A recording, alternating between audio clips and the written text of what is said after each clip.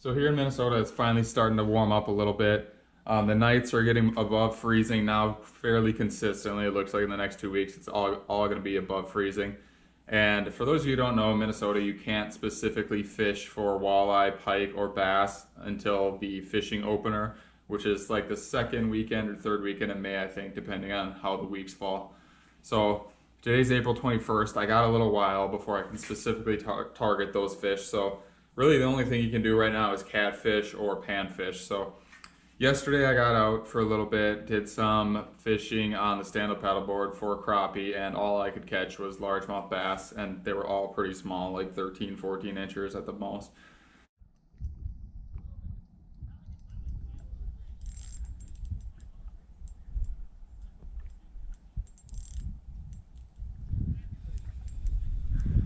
Yep, a little bit bigger.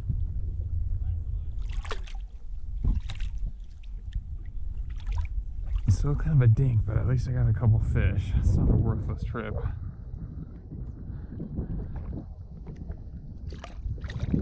Got them both on this little jig head shad, 2.25 inch shad bait jig head with a little spinner on there. So tomorrow I'm going to go out for crappies again. I'm going to try a different lake and hopefully I can get some crappies. I'm going to be using artificials only. So hopefully I can catch some crappies for you guys tomorrow. But in the meantime, since I am going stir crazy, I thought I'd highlight for you the 3 lures I caught the biggest fish on last year for a walleye, a bass, and a pike. So I'm going to link all these videos below. Some of these videos were earlier in my YouTube filming career and they're not the greatest quality. The first one with the pike in it, I had no idea how to set the chest cam to get the best views, and I think I'm holding up the pike like this, like, oh my god, look how big it is, and I like lift it above the camera. So I definitely apologize for that. It's a learning experience. Hopefully I can keep getting better at filming and editing, and I've came a ways so far. There's still definitely a lot to learn, but anyways, let's get into it. So first off, the first bait that I caught my biggest pike on, which was a 36-inch pike. And I've caught pike that were about 36 inches before, but this one was just so much thicker and fatter all the way through than any of the other ones. So I'm pretty sure this was my heaviest pike ever. I didn't weigh it, I had a scale, but I really don't like hanging a 15 or 16 pound pike up on a scale on just like one of those little metal scales. It's just barely holding it by the jaw, because a fish this heavy, you're really putting a lot of stress on the fish when you're holding it up like this just by that. In fact, Pete Mena, who is like a muskie and pike fisherman, tells you never to vertically hold a pike or a muskie like this, just because they're so heavy and it's so stressful on their body and their organs all fall. So what he recommends to do is you grab the fish by the gill, you pull it up, and then you always cradle one hand on the belly and hold it like this. Of course, when you have to get it, if you don't have a net or whatever, if you have to get it up out of the water, you kind of have to do that, but as soon as you can, cradle that fish. So I didn't get a weight on it, but I guess it's somewhere around 14 to 16 pounds. It's absolutely ridiculously fat, and it was the biggest fish I've ever caught on my stand-up paddleboard. So I caught that on a bluegill glide bait. This one is TK Tackle. This is the one I caught it on. Bluegill glide bait. The original hooks eventually broke off, so I got some VMC hooks on here. So this is a hard bait. It's got one joint on it, and then it has kind of almost like a paintbrush bristle tail on it. And then I got this on 20-pound test fluorocarbon, and then I have a 40-pound test fluorocarbon leader on here. This is like a 10-inch leader I tied myself, and I got it on a swivel. And this does 2 things. One, the swivel makes it so when you're casting these big baits like this, they don't helicopter. So a lot of times when you cast these, they'll just start helicoptering like this, and if they helicopter 70 or 80 times on a cast, your line gets really twisted up. So this swivel is going to prevent that. And then this 40-pound test fluorocarbon here is quite thick, and it just makes it a lot more resistant to pike bite-offs. It's definitely, they can bite it off, but it's a lot harder for them to bite that off in the 20-pound test. And because of fluorocarbon, it's very hard to cease, and it really doesn't hamper the action of the bait at all. This bluegill glide bait, basically how I'd work this, you cast it out, and then you basically just reel, like half reels like this, like stop and go, like kind of a little, great, I got that stuck in the freaking rug now. Perfect. So you do like a half reel like this, or like one full revolution and then stop, and one full revolution and stop. You kind of twitch it kind of hard, and this will make it swim side to side at kind of like a darting action, so speed up a little bit and then pause and pause, and it almost swims in like a little bit of a figure 8 or curved swimming pattern. So it really looks like a injured bait fish. And I'm gonna have to get that hook out of the rug here in a second, but I'm throwing this on a Shimano Tranqs 200 Baitcaster. This is one of my favorite baitcasters for heavier applications. And then I have the 300 for a musky setup too. But this 200 size is pretty much the biggest. I mean, there's 300 to 400, but those are more for musky or saltwater applications. The 200 is basically like the biggest spool capacity you'll find that people will fish for largemouth bass. So fits a lot of that 20-pound test fluorocarbon on there. That's thick line, so you got to be able to have a lot of that on there. And it just handles it so well. It's got a strong drag, it's got a strong oversized handle, so you can really fight those fish good. And then this is a Savage Gear Browser extra heavy rod. And I really like this rod because it's a medium action rod. So, it's an extra heavy action rod, extra heavy power rod. I sometimes get those mixed up. It's extra heavy power, meaning it's for big fish, but it is a moderate action. So that means that this tip on here has a decent amount of bend to it. So it loads up there a lot in the tip. It's not super stiff, and that'll help you pin those treble hooks into fish better and not have them throw it. Like if you guys know anything about bass crankbait rods, the crankbait rods generally have a more moderate action. So that tip will flex a little bit more and it absorbs those head shakes so they don't throw those treble hooks. So I'm gonna get this out of the rug and then I'm gonna show you my next bait. All right, so next up is another swim bait. And I should have said that TK tackle I got on Amazon for about 15 bucks, that Bluegill glide bait. This one is also from Amazon. This is called a Trout Glider Junior. So this is another swim bait. A little bit smaller than the other one, obviously, and it has a more narrow profile. It's not that wide bluegill profile. So this is like a little rainbow trout. The hooks that came with it were pretty tiny, and I didn't really like them, so I upgraded them to these feathered trebles, which I think look really cool. I mean, it makes the bait look super huge when you're looking at it like this with the feathers sticking down, but when you're actually bringing it in, these feathers tuck behind, so it really kind of blends with it.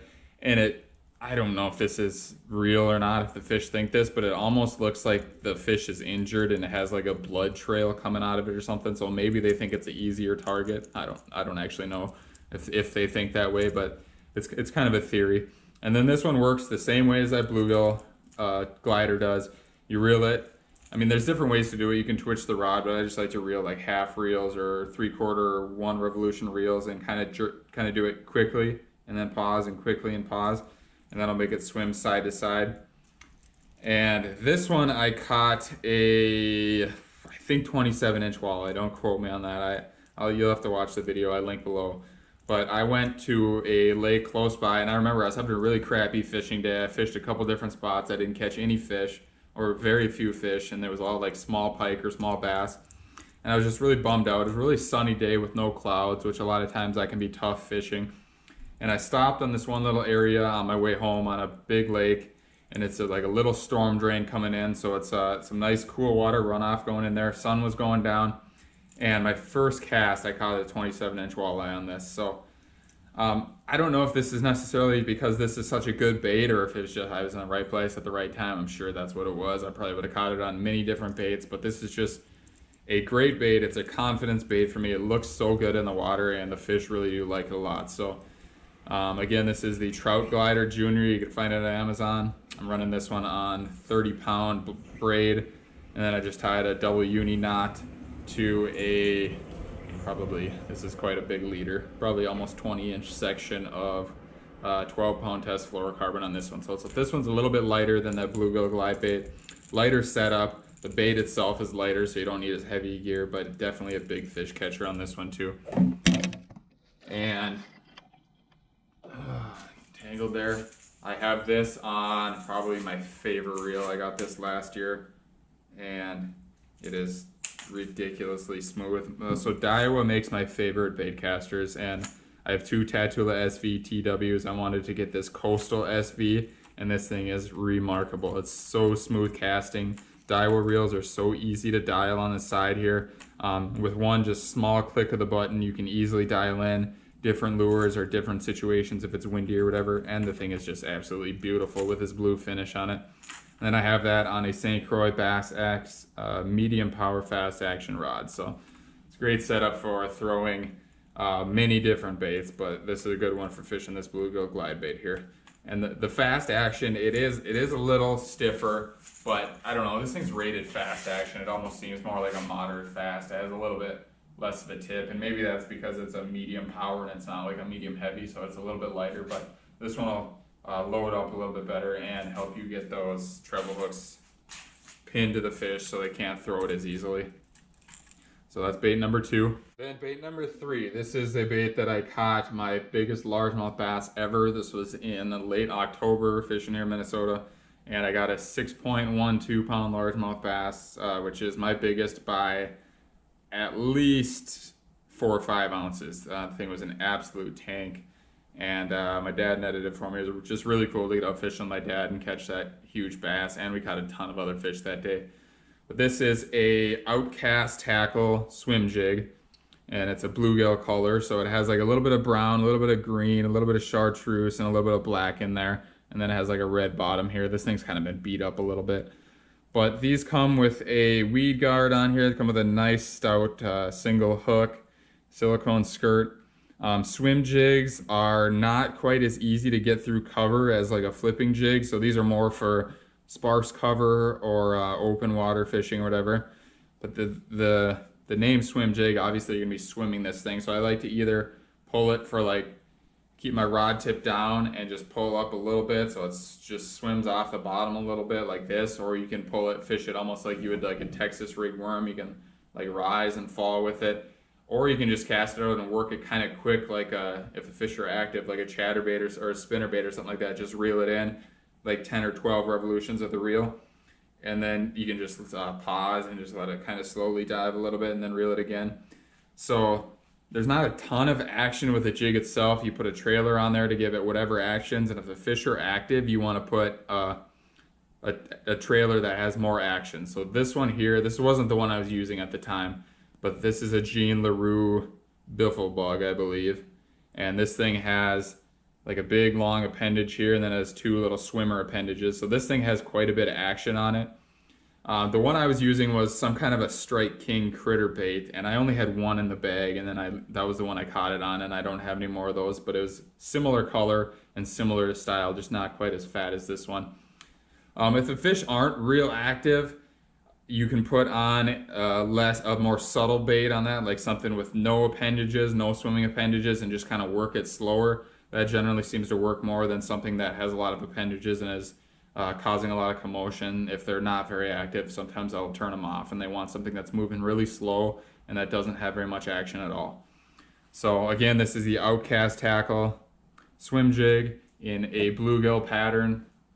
It was dirty water. I don't think color really matters that much. All of these look good, but generally in clearer water, you want to use a more lifelike pattern. In a dirty water, you can use something a little more colorful, like a black and blue or something like that, but matching the hatch anytime is always a good idea. So this pumpkin seed or sunfish color really mimics a lot of things that these fish could be eating.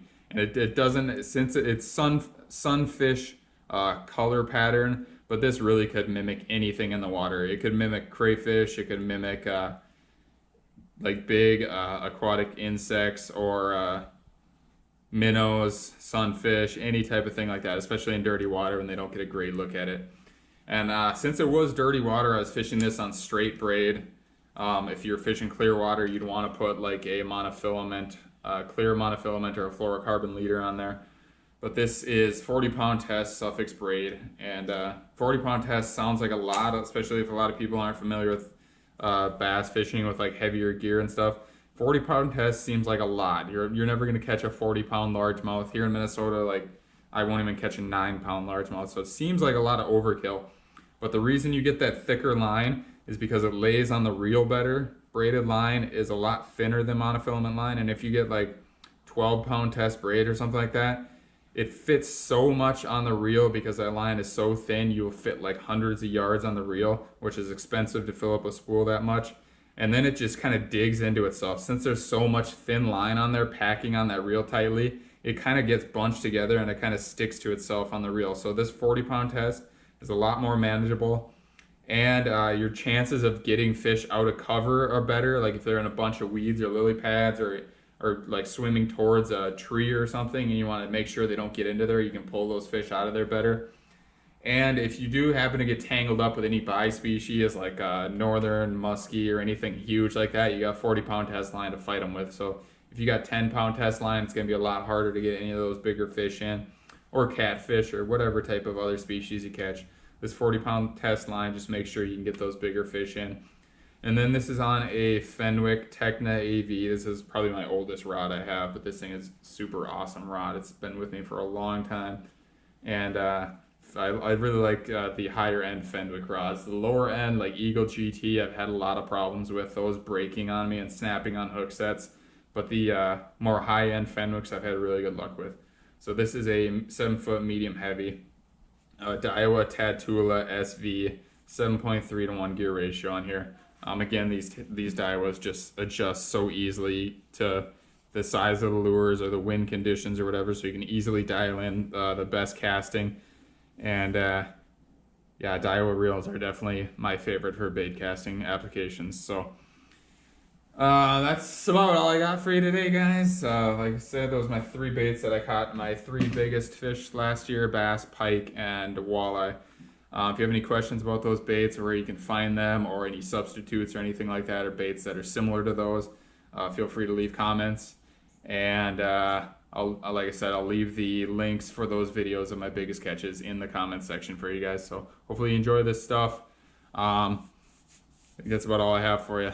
Hopefully I got a crappie video coming in the next few days. So I'll see you guys then.